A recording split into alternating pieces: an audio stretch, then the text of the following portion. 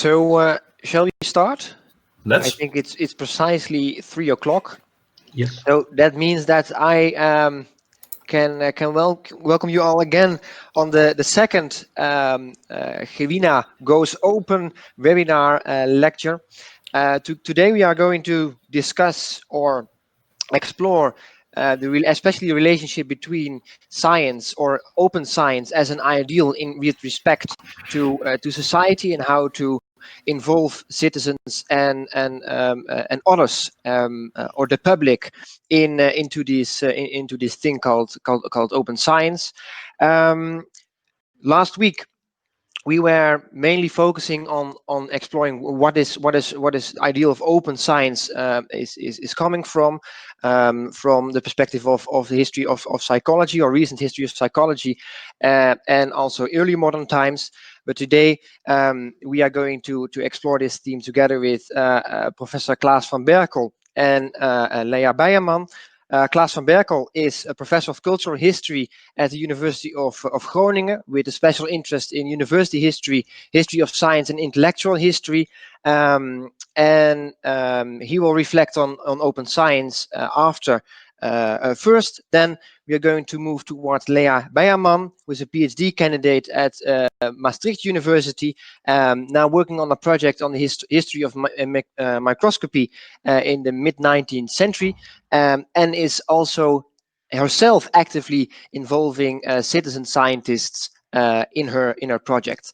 So I'd like to invite Lea to start. Sorry, Klaas to start. Okay. Thank you for the invitation. To begin with, I'm not considering myself to be a real expert on open science. Actually, I didn't think very thoroughly about the topic before I got this invitation, but okay, that's not my responsibility. That was Ilya's. So what I'm going to do is not really give a paper or something like that, but it's thinking aloud of someone who is just starting to think about open science against a background of a somewhat detailed knowledge of the history of science in general, and in the Netherlands more specifically. I watched the contribution by Ivan Vlis last time, previous webinar. He gave an excellent overview of open science, much I could recognize. There was one specific topic that he was focusing on very much, and that was transparency. Transparency mainly also in social psychology, where there are a lot of problems, and transparency is one of the issues that are now discussed in this field to fix a problem that is replicability. To reproduce the findings of social psychologists, and the problem is, of course, that other scientists are not able to do the same thing.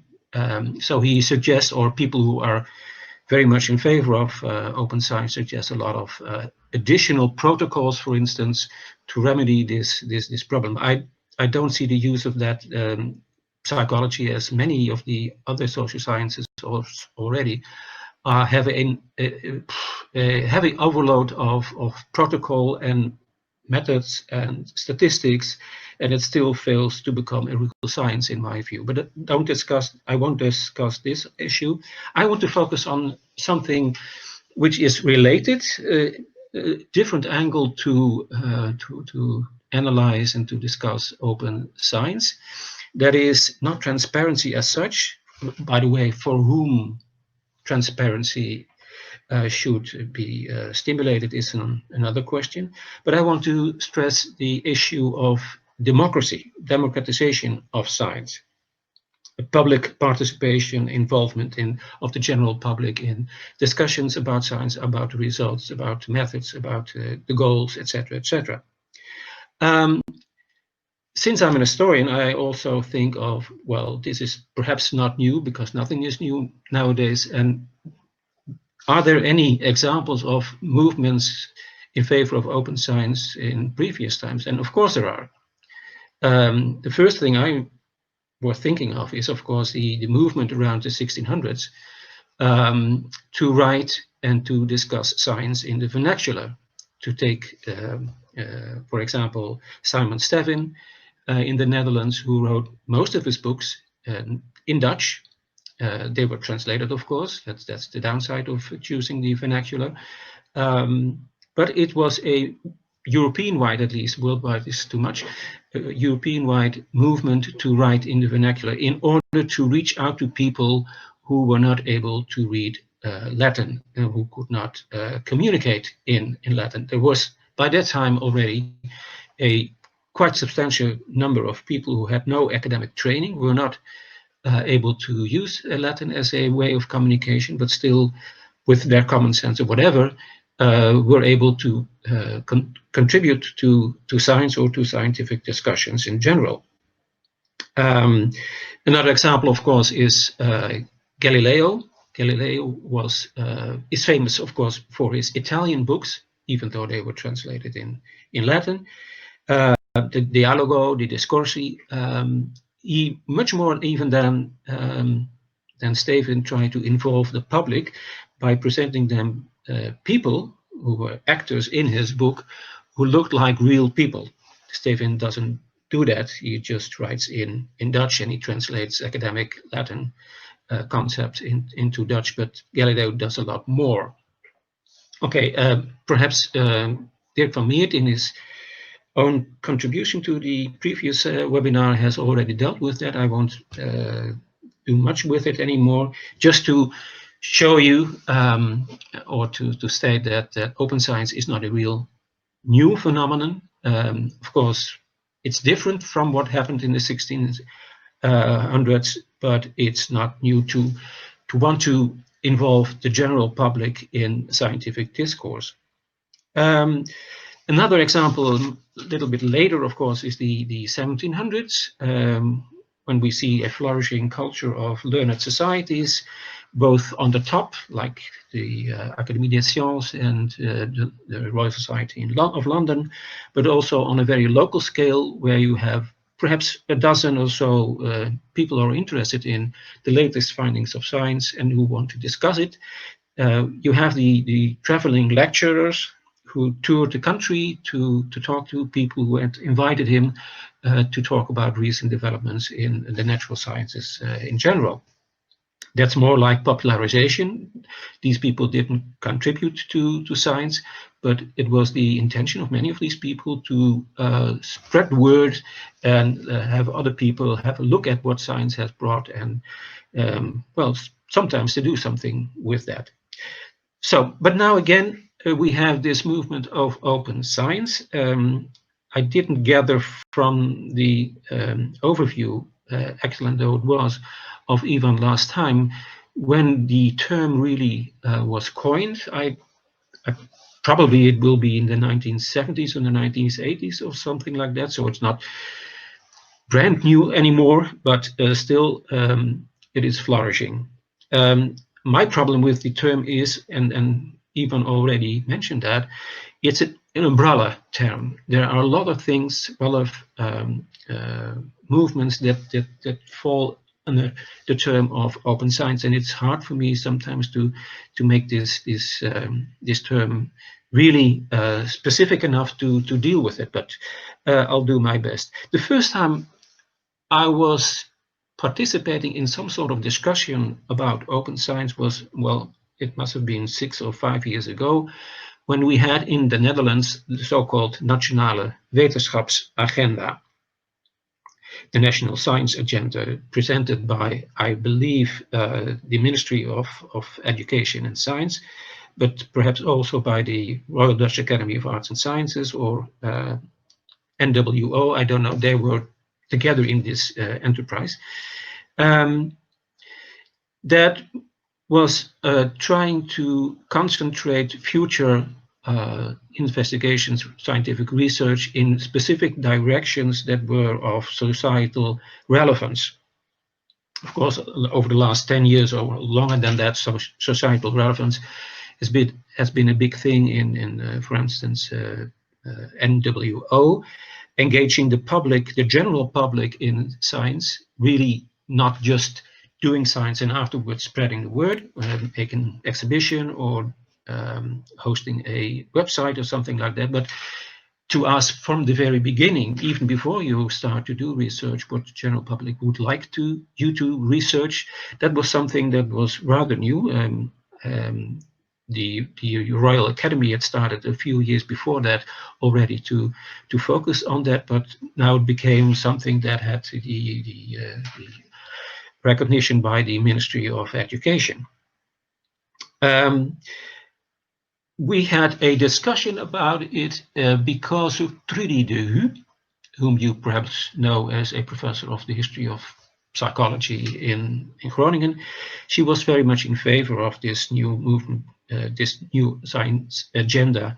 And also she said, well, we should say that perhaps it diminishes a little bit the academic freedom of the researchers at the universities and elsewhere, but we have to accept that because the other ideal of a democratic science, that's the term she used, the concept that she used, is much better than that. We are paid for our research by the taxpayers, the general public, however you want to call them, and it's nothing less than fair also to give them back a share in the decision making about science.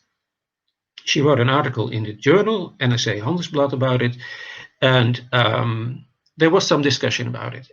Afterwards, I published with someone else, Carmen from Van Brugge, a book on academic freedom, and I asked her to republish that article. Actually, she rewrote that article a little bit, and there was a dossier in that book. This is the book.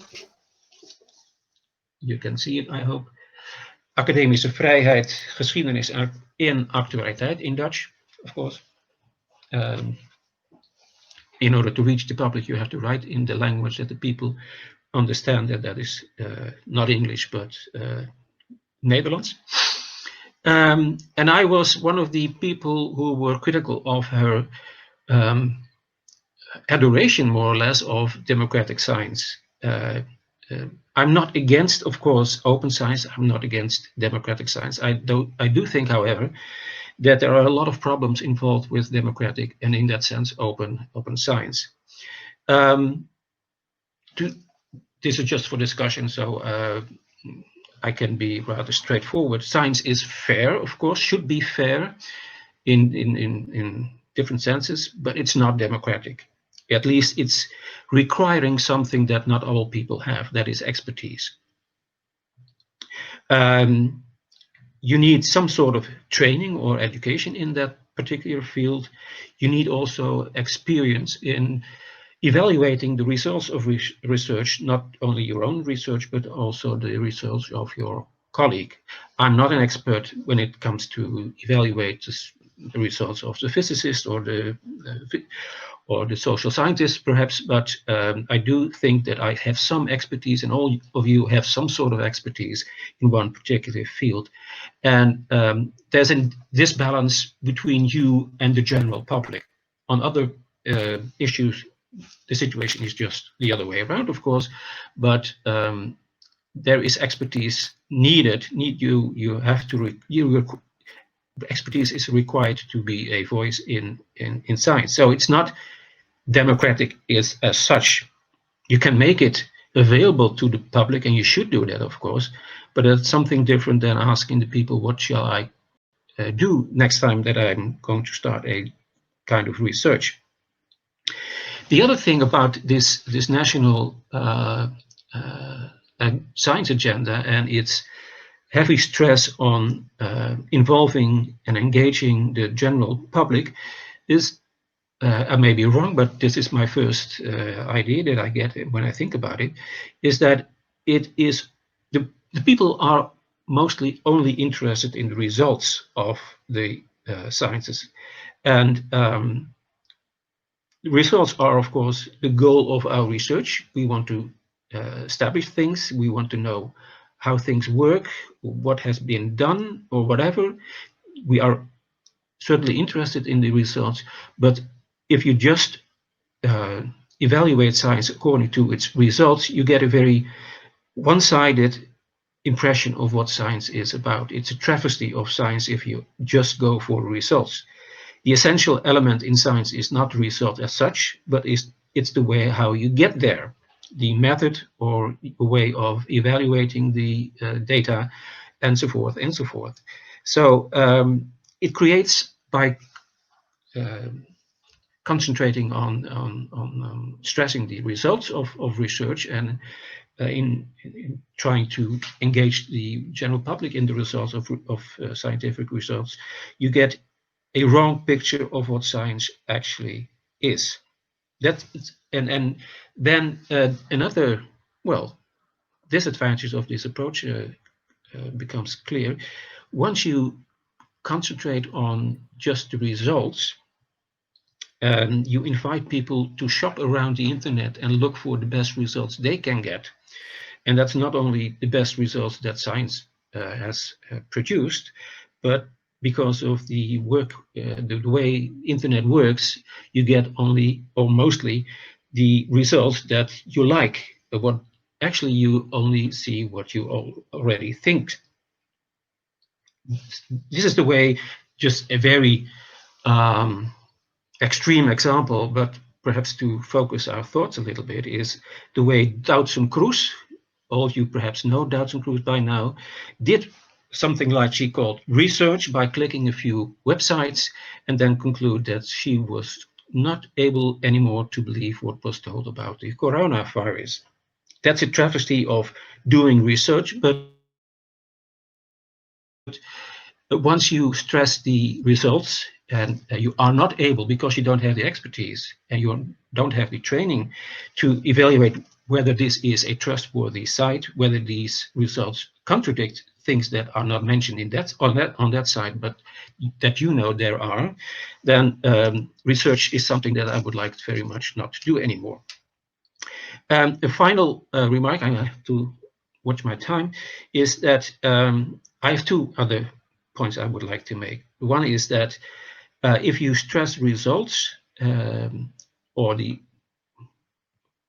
results that people would like you to present, at least, you equate science with knowledge. And I think there is a number of arguments to say, well, science is nothing less than knowledge creation, but knowledge is not the thing that I would really want to do research about. I want to do research about things that are more complicated than just individual bits of knowledge. There is a triple concept, like you have data, you have knowledge, and you have science. And science is not the same as a heap of knowledge. It's a system of knowledge, and it is if it is a heap of knowledge, it's the knowledge that is confirmed, proven, or whatever you want to say about it, but it's not just knowledge.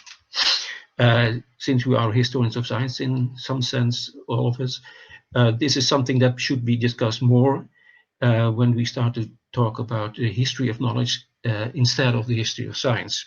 I'm not against history of knowledge as such. I read the journals, but I don't think that history of knowledge is the same or is some replacement for the history of science.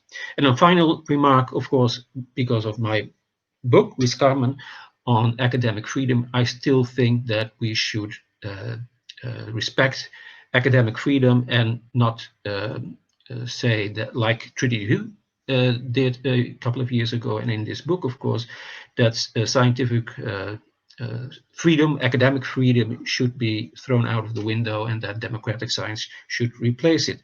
Because I consider myself to be a Democrat, but I also know that democracy is often misused, and that the voices of the people are often the voices of those people who speak before the people, think they can represent the people. It's not the people. You never get to hear the people. So there should be some sort of distance between academics on the one hand and the general public on the other hand. We should not come too close together in order to be able to keep on doing research.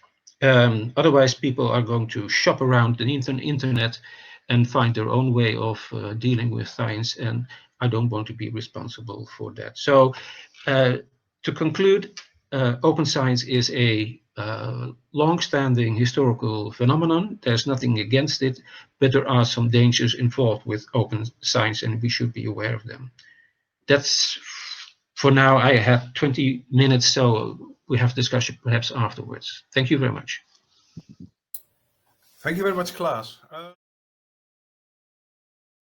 Lea Beiermann is still a PhD candidate at Maastricht University, working on a project of the history of microscopy in the mid-19th century, and I think she will especially discuss how to, as an historian of science, also involve this general public that Klaas just discussed into her own research. So, Lea, the floor is yours. Thank you very much. I'm going to try and share my screen. Let's see.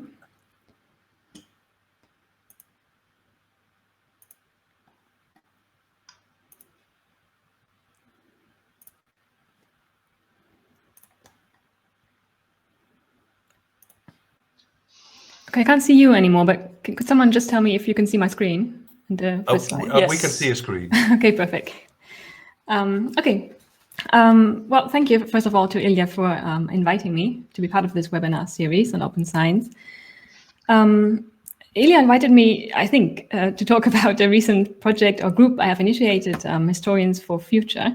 And I will talk about this initiative today, but I've also been part of 2 citizen science projects, Science Gossip and Worlds of Wonder. And I think in all these projects, I have in some way thought about open science. I was forced to think about it, I think, because open science is often criticized for various reasons, and we've heard some of these reasons. And my projects have been criticized too, in a way. I say this to show as a disclaimer, I think, that my perspective is mainly that of a participant or an actor, a participant in open science initiatives. I'm not really an open science scholar, it's just something that I do. But I'm a historian of science and technology, so I'm a historically informed actor, I think, and that helps in many ways. So I've titled this talk Engaging the Humanities in Open Science, because what I've found most interesting to think about, and I think this is at the core of the webinar series as well, is the question if there are open humanities, if they're different from open science, and if so, what open humanities can contribute to open science. I'm aware that this question might not even make sense to Dutch listeners, because in Dutch, I think as in German, my mother tongue, the sciences and humanities are all Wetenschappen or Wissenschaften. But I still think that the discourse of open science is often dominated by the sciences, not the humanities. For example, when it comes to data sharing. There is this well-known, I think relatively well-known principle of fair data that's at the heart of many open science projects.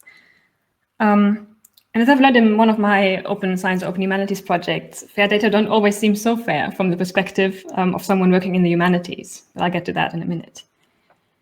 Another example of the natural sciences being more dominant in the discourse around open science is that when you search for open humanities on Google Scholar, you mainly get articles dealing with how to apply open science, often meaning, well, open access. And I think that's not even doing justice to the concept of open science. So these articles, they're all about applying open science, open access to the humanities. And on this slide, you can see a diagram used by the open science community at Maastricht. So this is from our website.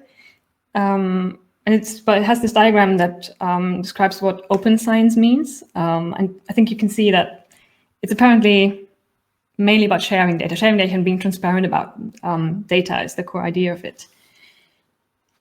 So I think it's worthwhile to think about what we might mean by open humanities, because this is not talked about very often. And what might change about our notion of open science and our ideal, if you will, of open science, if we engage the humanities in open science. So this talk is an invitation to think about both the ideal of open science and the ideal of open humanities. And I'm curious to hear what you think in the discussion, because it's very much an open question for me too.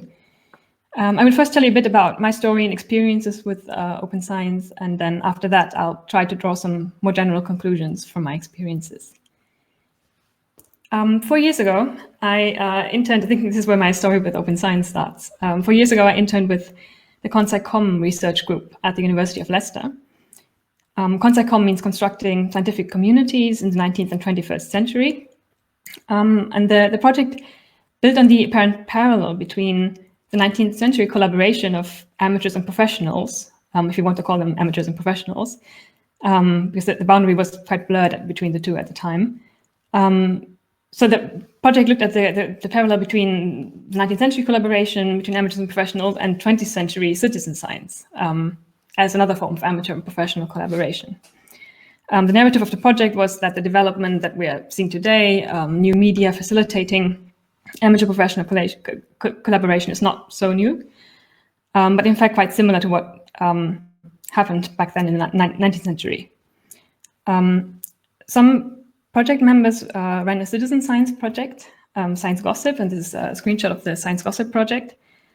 Untitled is a big platform for web-based citizen science, where they asked citizen scientists to help classify 19th century illustrations and identify illustrators. And historicizing citizen science in this way is, of course, I think, a contribution we can make as historians of science, and that many historians of science have made. However, I think where this project fell short, maybe, or that's a bit harsh, but what it could have done even better is it could have tried to apply the insights we have, what we know about the history of citizen science, to 21st century citizen science projects. For example, we know that citizen science can reinforce scientific hierarchies because it has done so in the past. For example, by delegating some tasks like classification to citizen scientists, but not others like experimentation. And we also know a lot about the infrastructures that enabled or hindered collaboration. And this is something to keep in mind, I think, in building citizen science platforms. So I think there's a case to be made for an applied history of open science. And about 2 years later, I launched my own little citizen science project as part of my PhD project, Worlds of Wonder, which was inspired by the citizen science, by the Science Gossip project in Leicester. And it also asked citizen scientists to help analyze illustrations, this time 19th century microscopy illustrations. And this similarity was intended. I was planning to reuse the data collected in the Science Gossip project for my own project. This data reuse is very much in line with this FAIR principle in open science, FAIR data sharing, data reuse. FAIR means that data has to be findable, accessible, interoperable, and reusable. This is what the acronym stands for. And I think this may be a good approach for the data analysis side of projects, but maybe it doesn't tell us much about fair data collection. On the contrary, it often seemed to me that making sure data is all these things, findable and reusable, and so on, meant that data collection was very monotonous. You basically tick boxes and transcribe words to make sure that the data is machine readable. The more interesting conversations, I think, happened in the talk discussion forum. This is a screenshot of the discussion forum that was part of the citizen science project, where citizen scientists could share their thoughts, which were, of course, not fair in terms of the open science principle. They were not machine readable, and it's difficult to share them with others. But I think this was the more interesting part for me and the citizen scientists.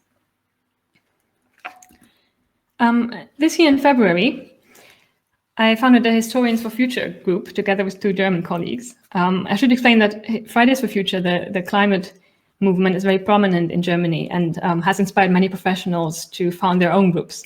So there are scientists for future, psychologists for future, architects for future, who all support the climate movement by providing the professional expertise in some way.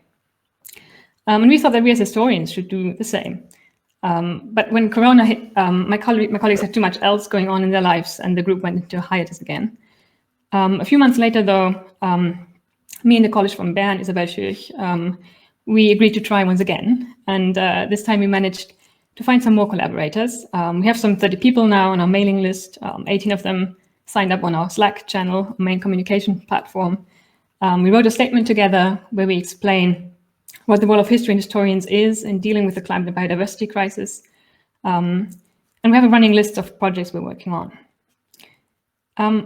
One might say, I think, that Historians of Future is quite different from the citizen science projects I was involved in. It's more openly activist and it's less interested in asking people to help us with our academic historical research by collecting data. But the questions we're dealing with in our H4F group are similar to the ones I asked myself when I was working on the citizen science projects. All of these projects, I think, in a way, historicize science, natural history, microscopy, and climate science, and they're all meant to help us share historical knowledge. And also in a way, they're all concerned, I think, with the academic hierarchies and who gets to participate in science.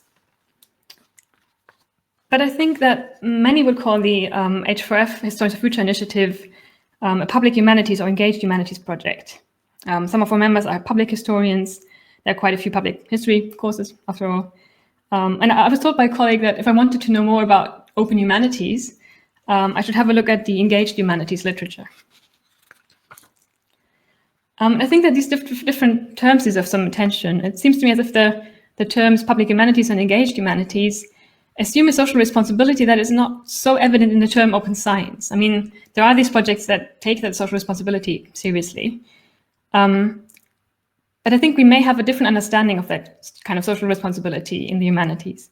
And judging from my reading of some of the engaged humanities literature, this is more than a slight terminological difference, I think. Open science on the one hand and engaged humanities on the other hand.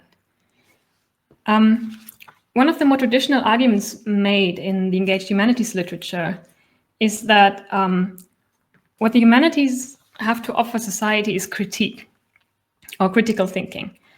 We're probably all quite familiar with that argument. I've certainly made it myself.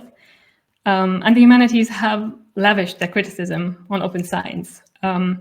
Philip Moravsky, I think, is the most notorious for his criticism of open science, saying that it's just neoliberalism in disguise, or just another form of exploitation of labor.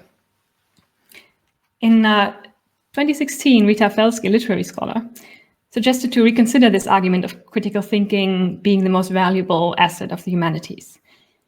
She encouraged us to think about what the humanities can make or reassemble, instead of focusing on what they can unmake or tear down through critical thinking. Drawing on Latour, Felsky writes that composition is as important as critique.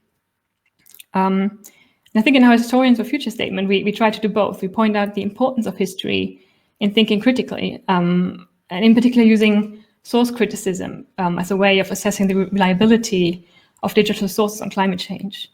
But we also make it very clear that by understanding our past and, as we put it, why some climate futures were realized while others remain distant, we can help build visions of our future. We kind of point out the imaginative power of the old saying that it could have been otherwise.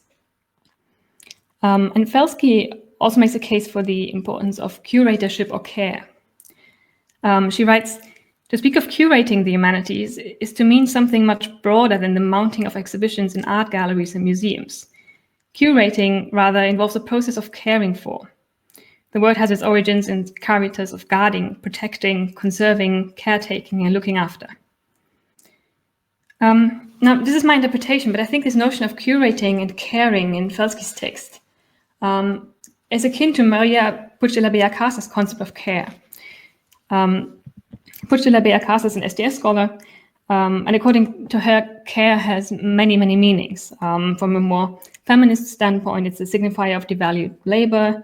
It can refer to affectionate relationships, but also to dependency, because often the cared for find themselves at the mercy of the caretaker. Puig de la Bellacaza embraces this ambiguity, saying that the commitment to care can be a speculative effort to think how things could be different. Care is a relational way of thinking, caring as both a practice and as a methodological approach to knowledge politics. It builds relations, and care can maintain and repair a world so that humans and non-humans can live in it as well as possible, as de la Bellacaza puts it. So I think it's quite in line with the engaged humanities literature in that, in the sense that it has an ethico-political dimension too. Now, I wonder what happens if we consider this idea of care instead of critique to be at the heart of the engaged humanities and apply it to open science. I would argue that there are several things we can achieve by this. Most obviously, maybe care helps us shift our focus towards maintenance and the labor it takes to maintain open science. Citizen scientists' labor, for example. We can criticize this practice of drawing on mostly unpaid labor, as Philip Mirowski does in his paper. But I think committing ourselves to this idea of care that Berkel Lea Beiermann puts forward asks us to envision alternative relations, to construct alternative ways of doing open science and not to be content with deconstruction. I think care also shifts our understanding of fair data sharing. From a data science perspective, the FAIR principle often means making data machine readable, interoperable, and limiting the human factor. If we care for fair data, we think about who and what we build relationships with when we're collecting, analyzing, sharing, and using data. And Berkel Lea Beiermann, I think this is important. She asks us to recognize the embeddedness of thought in the worlds one cares for. In that sense, thinking with care is not extractive, I think, but embedded. And therefore quite the opposite of the prevalent mode of thinking in many open science projects. And you may wonder now, and so do I, if it's even possible to design, say, a citizen science project that takes the thinking with care seriously, that is not extractive. I'm not sure, and I would like to hear what you think about this. So I think I'll stop here. Thanks for your attention. Okay, thank you, Lea. We're all neatly within time. It's very nice to have both your talk, one more reflective, the other more hands-on, but also with its reflective moments. Let's see, Lea, could you stop the screen sharing so I can get an overview? Yeah, so get an overview of everyone. If you want to ask a question, I'd ask you to metaphorically raise your hand by clicking the icon to the lower left of your screen, showing the little hand.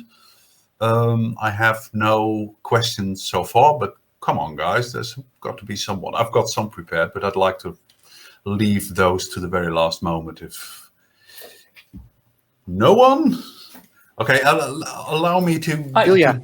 Sorry. Marike has Marike. Sorry, didn't see that. Marike, go ahead. I raised my hand, but apparently it fell off the screen.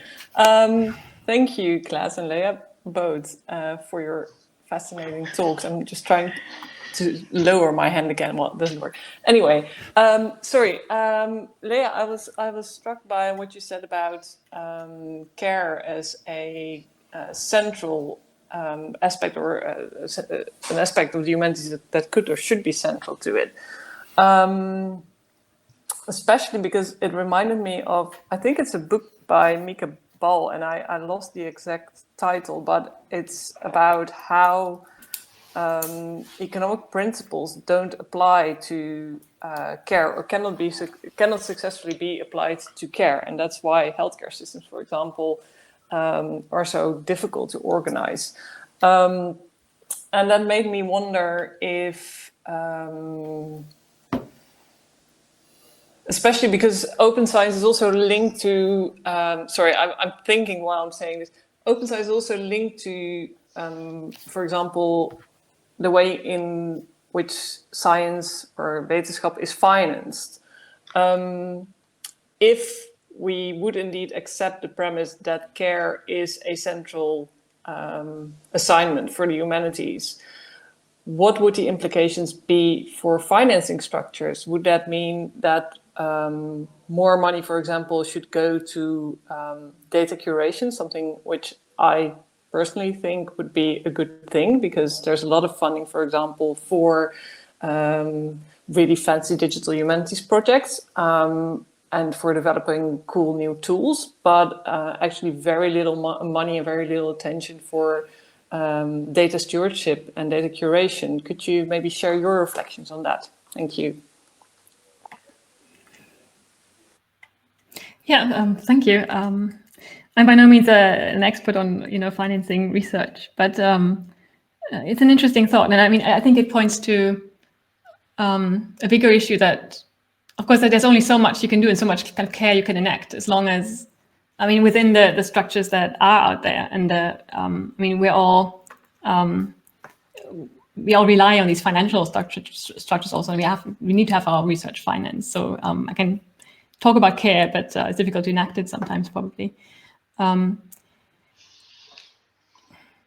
and I think your question also ties in with an issue that is often raised about citizen science. Of course, that citizen science is a way of, well, making up for not being able to finance research, because you can just enlist citizen scientists to contribute their time and effort to your research. So I think I would question that as a practice. Right, and vice versa. Maybe as researchers, we should also be given more credit for, the care that we give to our data, our colleagues, etc., and maybe our citizen scientists if we rely on them. But that also doesn't seem to be a factor in the evaluation of research, of output at least. But yeah, thank you. Food for thought. Yeah, sorry, it's just a bit short of an answer, really, but yeah. Yeah, but I also, I don't think getting the definitive answer is the point here, but it's, it definitely makes me rethink questions like that as well. So thank you for that.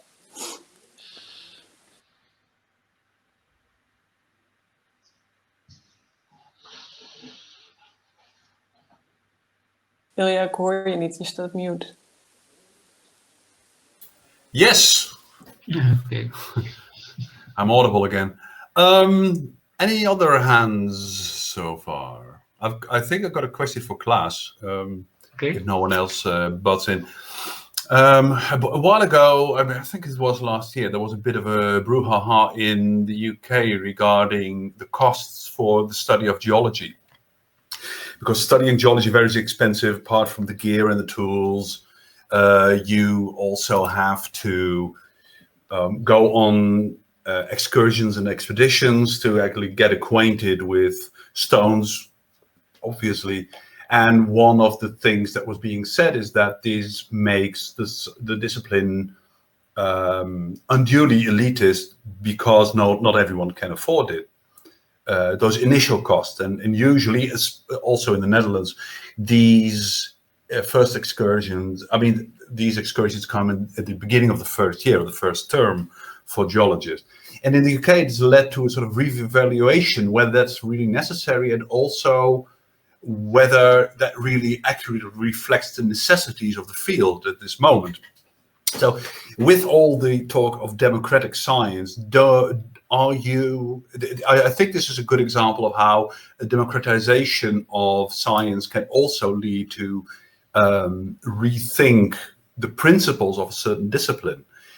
Do you think that can be a sensible approach for the democratization of science in general, that it can actually be applied to reevaluate what we're doing, rather than just continue it in the same way as we've done for time immemorial? I see your point, but I think that democratization of the study of geology is something slightly different from what I intended to discuss. If excursions are a costly business, and they are, you have to have a lot of instruments and possibility of traveling, etc., etc. If you're not aware of that, you are denying certain people to get the knowledge that they can acquire. They are also denied actually the possibility of getting a degree or whatsoever. That's something that should be avoided at all costs. But that doesn't mean that you take the point of view of those who are able to do it but don't want to do it for granted and say, well, this is your job, this is your opinion. It might be as good as my opinion, but you have, in order to get to do research, you have to acquire something like expertise. And in order to get expertise, you have to, of course, go on excursions, to read books, to do exams, to do research, etc., etc. There's no doubt that democratization of science is a good thing when it involves opening up possibilities for people to participate in really doing science. What I am slightly against is that people without scientific expertise or the intention to acquire that expertise also want to say something about results of science. Yes, I understand. I think. Well, but the thing, maybe I did what I meant, and I now realize I didn't phrase myself properly. Is can democratic, because science has always been transformative and has transformed over the times, can democratic principles not be one of those used to put science in scientific disciplines in a new direction? Because certain arguments, such as the involvement of a larger portion of people. In geology, for instance, the argument was not only it's unduly expensive for first-year students to begin with activities that cost you £2,000, but it's also for, does this still reflect, can we, when we have this ideal that everyone should be able to take place, does this also reflect what is necessary to be a proper geologist? Well, I can't speak for geology, it's not my field, but just to go back a century and a half ago, by introducing new forms of secondary education in the Netherlands with the HBS, a new kind of public was created for academic studies. People who were getting their diploma at the Abitur, at the HBS, were then not directly, but able to go to the university. And they were people with different backgrounds and with different research interests. And that certainly changed the way science was done in the Netherlands. So opening up scientific education for new groups, for new categories of people, may change the direction of science. Certainly it does, yes. Okay. So Okay, it's not, should science be democratic or shouldn't it be? There's something, well, education is not the same as science, and it's always case dependent, I think. Okay. But you should be aware that not everything that is democratic is also good for science. Obviously. Okay, thanks. Yeah, yes, it's very obvious, but nevertheless. Yeah. Well, someone has to say it. I think I saw Floor raise her hand, so I don't want to take away too much time, and then Martijn as well. Yeah. Okay, Floor. Thanks a lot for these two interesting lectures. I wanted to ask Lea, I'm very excited about your initiative. I actually didn't know about it, probably because I'm not on Twitter, but I've sent you an email that I want to join, Historians for Future. I was wondering also in relation to Klaas van Berkel's talk, what your group is thinking about the dangers of this kind of work as historians and how you are approaching that, and also maybe in a more practical sense what you want to do. Okay, so yeah, my presentation was just a little advert in disguise. You've caught me. No, we are happy for people to reach out and want to join us. So yeah, we started this group this year, as I said, and we have we are focusing on outreach projects at the moment. We're trying to develop a podcast and well, this is the website. We are planning to do something for the Environmental History Week next year. But yeah, the danger. So you mean probably the dangers of making science or environmental history too democratic. Probably what you were referring to. Well, I mean, I think what's different, I mean, at least the way we're doing it now is we're not involving people so much in the research, in the process of collecting data or analyzing data. We're more trying to share environmental histories that are already written, and we're also trying to make people appreciate, I think, the value of narrating histories and also using histories to think about how things could have been different and how they might be different in the future. And we see it as our social responsibility to do that. And I think that we haven't discussed the risks so much of doing that. It's good to think about that some more. I might bring it up in the group. But so far it hasn't really been an issue. I was also thinking maybe of taking an activist stance as a historian. Maybe it seems to be a new trend in the history of science or science studies in general community to do that, and I think that also comes with problems and also. I'm not sure whether I meant the democratic problems necessarily, but I'm curious whether Klaas van Berkel thinks there are democratic problems here as well, or democratic problems here as well. I see your point. Well, actually, the situation in the humanities is perhaps fundamentally different from the sciences or the social sciences, in the sense that the barriers between us and the public are not that high or not that deep or whatever, because mostly as historians we use sources that are freely available, certainly with the open access, of course, freely available to the public. We don't create our own data like the social scientists do. We don't have enormous machines that create the data for the physicists. Our books, our articles are open for the public, and they can understand it mostly. They can see what kind of sources are used, and the methodology is also quite simple in comparison to, let's say, what the psychologists with their statistics or the physicists with their mathematics are doing. So it's not really a problem for the humanities. We have lots of opportunities to reach out to the public. The problems arise with the other sciences, I think.